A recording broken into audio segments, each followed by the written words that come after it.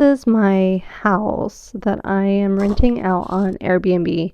It is a 2-1. I live here with my husband and my 2 kids, but I'm only renting out one room here. I have the whole listing here, the information that they need to know about renting only one room, and all the extras that they are going to have, like access to a full kitchen, washer, dryer, parking, Wi-Fi, and where it's located, any extra information that they need to know about the area. Here are some images.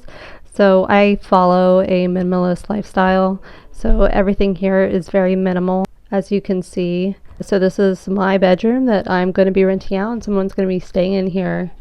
Might feel a little awkward sharing your home with probably a stranger. I don't feel that uncomfortable. I have other rentals, so I go and rent other people's Airbnbs, and renting out your primary residence is a great way to make extra income. You can rent it out for 2 weeks out of a year and not pay taxes on that income. It's a great way to turn something that's a liability into an asset producing income.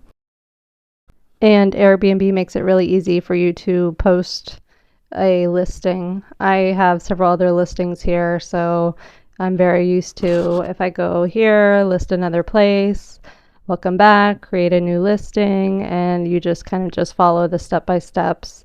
Either you can rent out a room. I had a friend doing that in California so that she could offset the cost of her house, and she was booked, and she lived there with her husband and one child, and people would still rent the place even though they had a toddler.